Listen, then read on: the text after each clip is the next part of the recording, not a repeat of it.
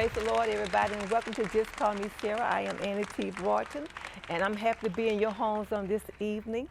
Tonight, we're going to be talking to Captain Cheryl Kramati. She's a captain at the Greenville County Sheriff Office. A few weeks ago, Desmarais, my husband and I had opportunity to go and sit and just have a fireside chat with her and to just learn some things about her life and what God is doing through her. She's an African female, and she's also in blue. So tonight, before I even go to the interview, I want to read a scripture, and it's coming from Psalm 37:23. It says, "The steps of a good man are ordered by the Lord, and he delighteth in his way." And my topic tonight is, He orders our steps. So we know that He ordered her step. But before we go to her, hi, Dave. Hello there, Annie. How are you? I'm doing very well, thank you. I want to thank you for being with me on Just Call Me Sarah tonight. You have been with me for several years now. We've traveled to Georgia and other different places, yes. and I appreciate all the work that you do for men in the kingdom. Well, as you know, I'm used to being behind the camera and not in front of it, so I'll be a little nervous today. Yeah. And so we had opportunity, you, my husband and I had the opportunity to go and interview Captain Cromartie, and I tell you, it was a wonderful, wonderful time. I had absolutely a wonderful time. I'm very pleased to meet with somebody and really put a face together with some of the many things that the Sheriff's Department is doing in the community that I was not aware of, and I really like to learn about. Well, right now we're getting ready to go to a part of her roll-in. Okay, Amen. Great, thank you. Okay, I am Annie T. Broughton with Just Call Me Sarah, WGGS. We are at the Greenville County Sheriff Office, and I am talking with Captain Cheryl Cromartie. That's how you pronounce your last name. Okay. And we have had such a wonderful time together, wonderful interview. And I just wanted her to share a little about her life. It's been a Black African female in blue. There's so many different aspects of it. And so we have been enjoying today and our time together. So thank you so much. Thank you. For being with me today. Okay, so much. Okay, so yeah, our Community Services and Public Affairs Division, that's my division, and my units are CAT team unit, and then I have the Public Affairs side of it. So CAT team, we do a little bit of everything. My guys are flexible. They enforce the law as well as they have different communities that they are assigned to work in those communities, whether it be for like checking businesses, engaging, with the public. That's their community that they are assigned to. Yeah. So we do enforcement, of course. However, that's not the majority of our job. Our job is to bridge that gap between the community and law enforcement and keep that good standing within the community. Solve any issues and problems that the communities may have, because they basically have their own deputy. So that's what our CAT team does. So CAT stands Community Action Team? Yep, Community Action Team. Yeah. That's what CAT is. I looked that up. I said, what does CAT mean? So I looked it up to Community Action Team. Yeah, Community Action Team. Yeah. And those guys are great. Like I said, we're flexible, and I call it what do I call that? I call it our soft side too. Okay. Whereas we do things like deliver Meals on Wheels. We promote activities for the community, like community events. Yeah. We hold community watch meetings, community meetings. We also get involved with like the assisted living homes and what have you. Just a little bit of everything. Just whatever's community related, that's what we're involved in. Those are our main jobs. And that's why my guys need to be flexible, because everybody can't be a community officer. Right. You have so many different hats that you wear. Yes. It's just, but I love the community part of it, because I just love giving back to my community, and so that's why I'm in it, and that's why I love my division. Public affairs, They do a little bit of the same thing, except for public affairs. We get out there and make connections with the leaders of the community, the activists, parishioners. We keep that contact with them, keep an open dialogue with them. So if there's any issues or problems or concerns or what that they may have, then we step in and address those concerns with them. And they also stay in contact with us too. So, and that's a lot, because we're actually the face of the sheriff's office. And like I said, it's all about engaging and bridging that gap between the community and law enforcement, and keeping the open and honest, transparent conversations with them. Well, Cheryl, I want to talk to you on a more personal note. Okay. As to Okay. why did you become involved in law enforcement?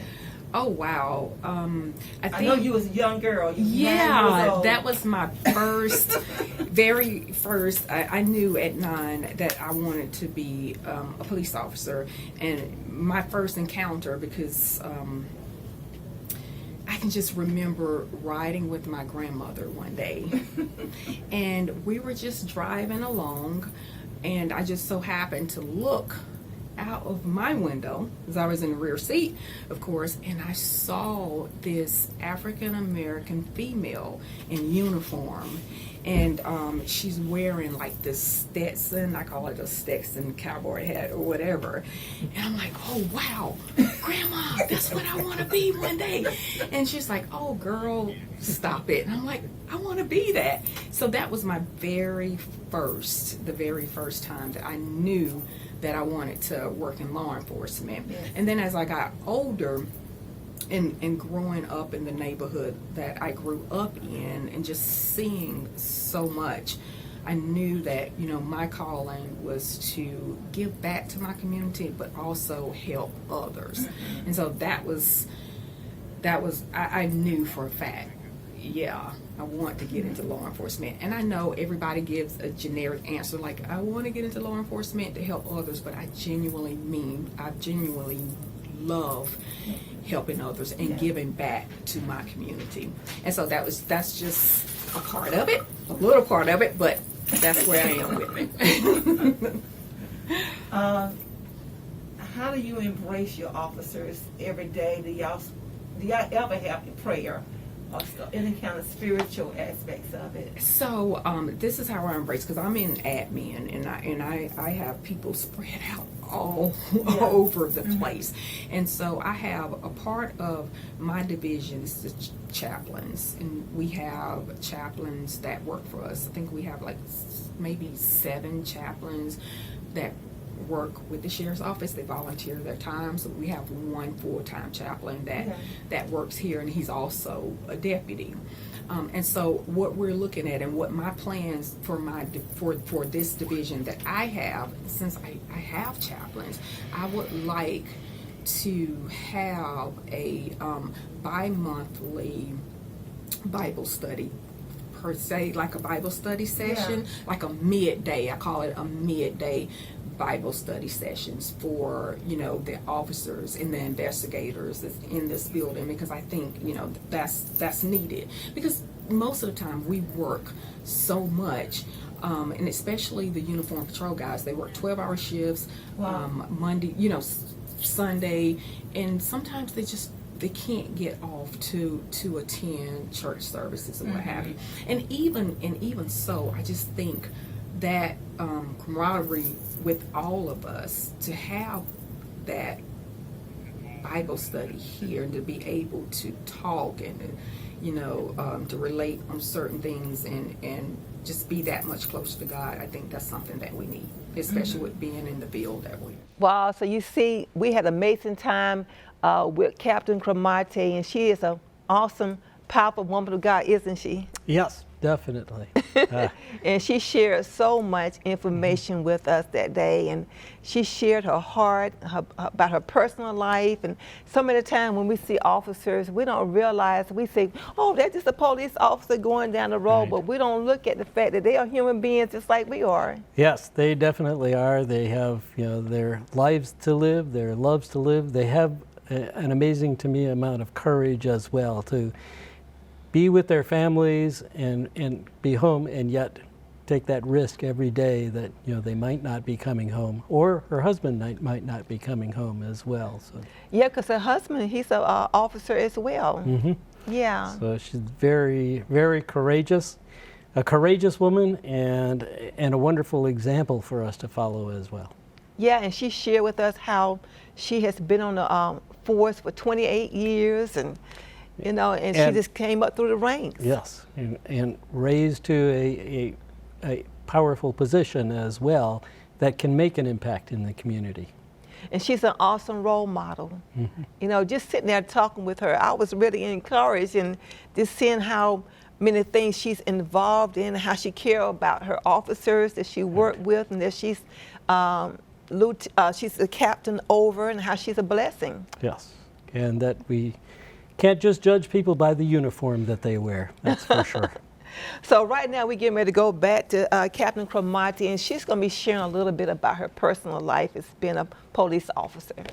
You are now a captain, Yes.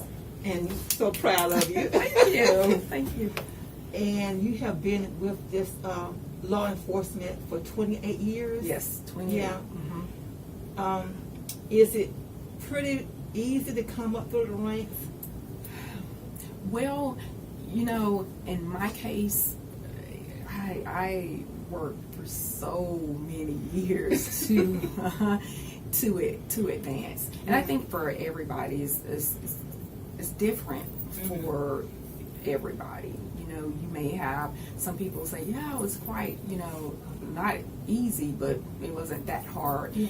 But I've worked so many years to get to where I am, and it just all started with me knowing coming into this agency that I wanted to be in a supervisory position. I wanted to lead. I wanted to manage people, and it's just me knowing that from the beginning when I first stepped into this building. Yeah. It's like, one day I do want to be a leader. I do want to be a supervisor, because there's not that many African American women in supervisory and leadership positions.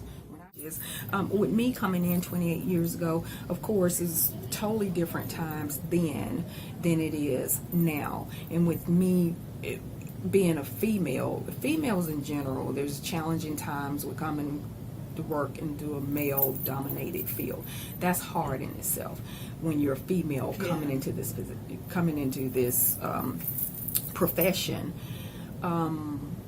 We with women coming into this profession, of course, we want to be accepted, and I think that's hard for us. It's a double stressor for us. We're female, for one, that's stressful enough, but then coming into this male-dominated profession, that's another stress in itself. And then we're trying to fit in, because we want to fit into this culture.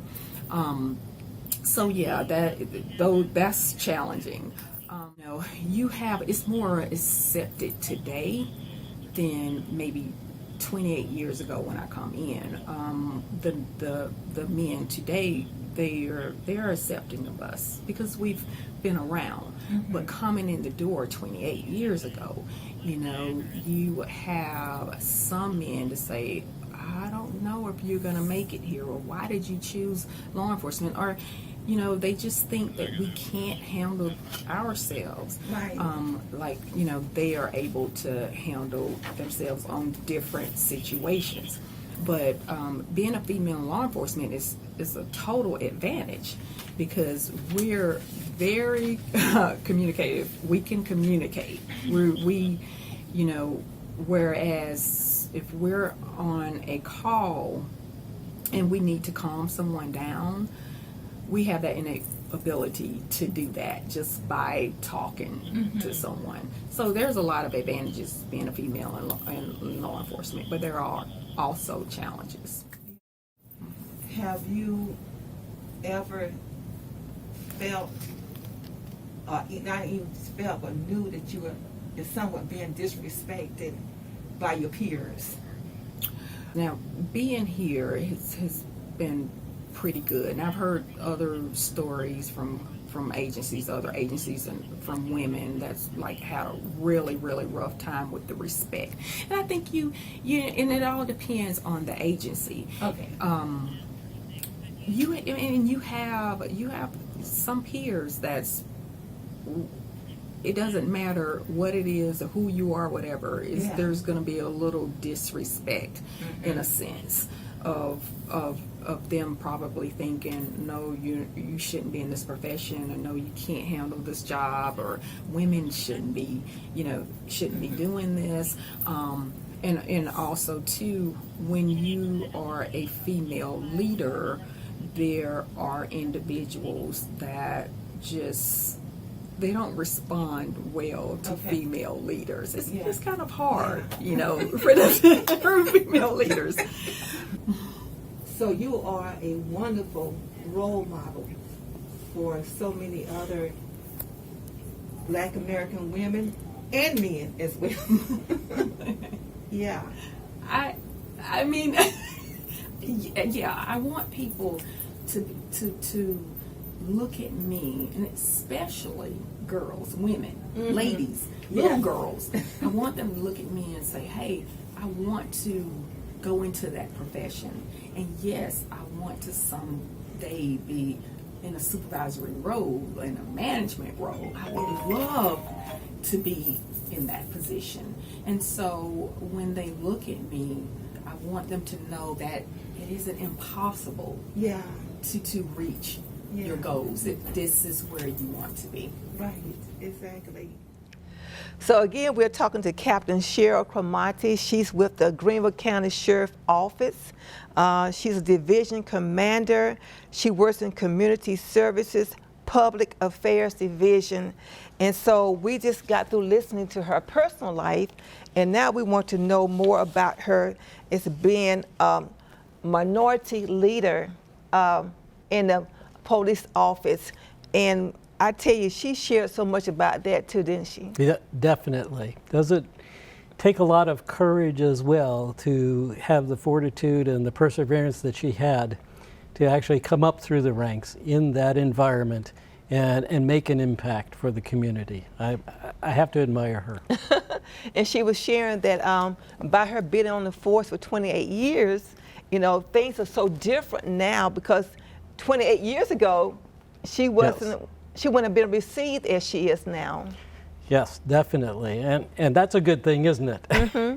We have come a long way, especially since I'm a bit older. I remember a lot of things that happened in bad old days. Yeah. And I'm so pleased that things have changed for the better here.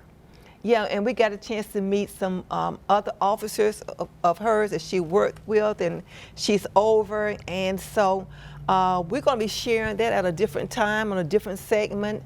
But I am so proud of her as well. So right now we're getting ready to go back to her. Okay. And so by you being a female officer in blue, during this so much racial tension and unrest, systemic racism, do you ever feel like that people may consider you to be a sellout? Ooh, yeah, that's something that I've thought about time and time again. I've even gone as far as speaking with the other African American officers, because we're black and we're blue. Mm-hmm. And so with the unrest that we've had, lately, it puts us in the middle.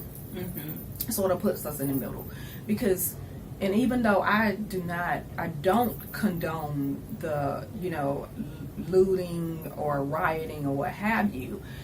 However, I do understand the protests, and I understand why the protests happen. I understand that because I am African American. The blue side of it is, I also understand. I get what's going on, but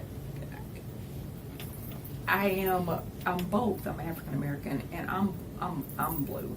And so when we're in the middle, we have the African American side, the black side, that we have some people that call us sellouts because we chose this profession. Right. And it's almost like they feel we've turned our backs on blacks, which is not true whatsoever.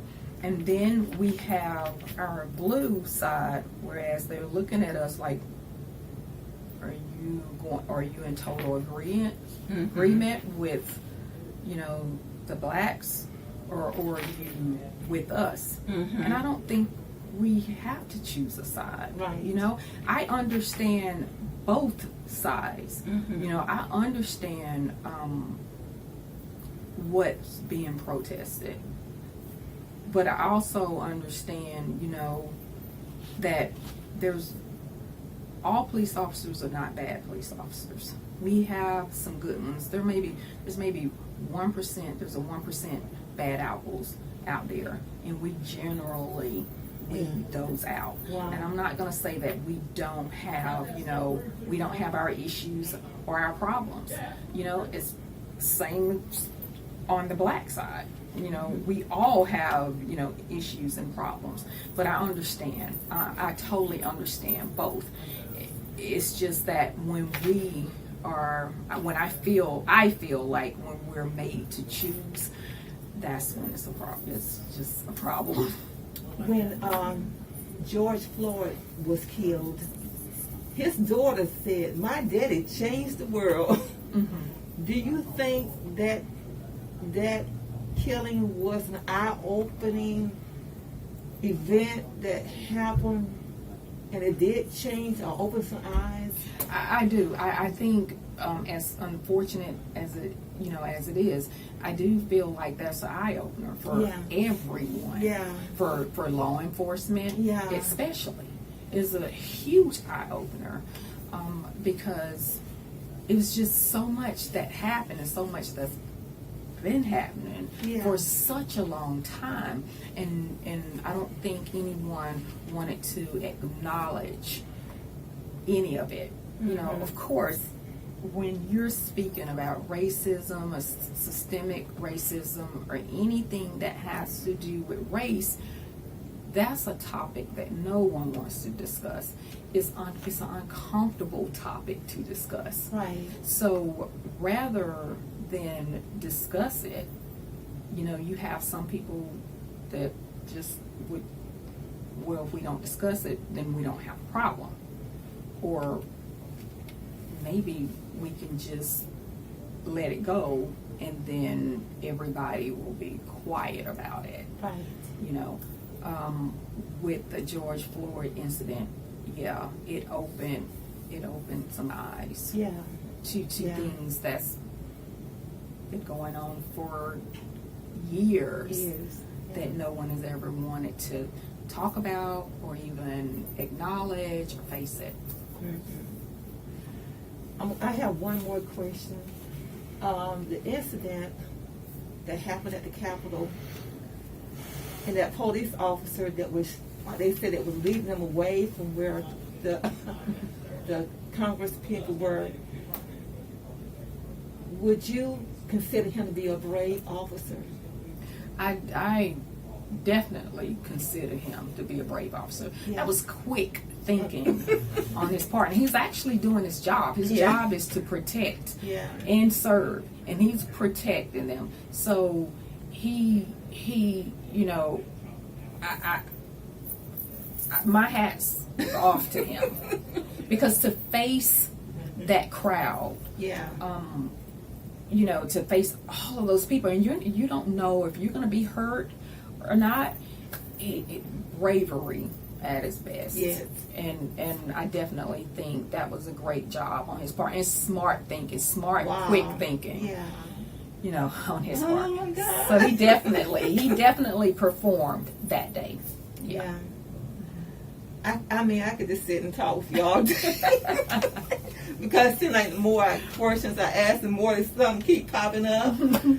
But thank you You're welcome. for this awesome time, this awesome interview, and You're welcome. just this opportunity to just get your thoughts, your views, you know, on being an officer in blue.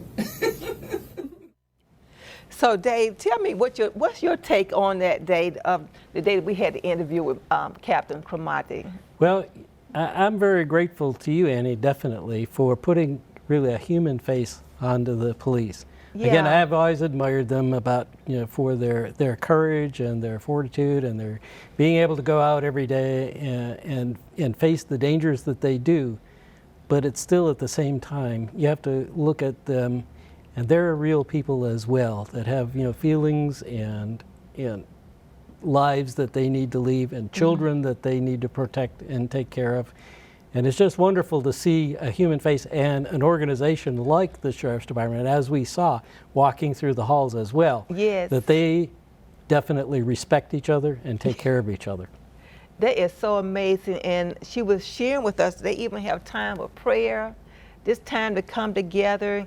They have chaplains on staff. And I thought that was a blessing, you know, that they have somebody they can go to and talk to and share their hearts with. Yes, very nice. Yeah. Very nice. We appreciate that, and definitely we like to see that in our officers that are enforcing the laws of the county. Well, Dave, again, I am always so thankful to have you with me, working with me, always having your video equipment there to film everything. So thank you so much. We bless the Lord for you. And I had a great time. Thank you. Well, thank you for tuning in to Just Call Me Sarah. We pray that you was blessed, that you learned something tonight, and that you can maybe one day become a police officer yourself. God bless you. Have a good night. Amen.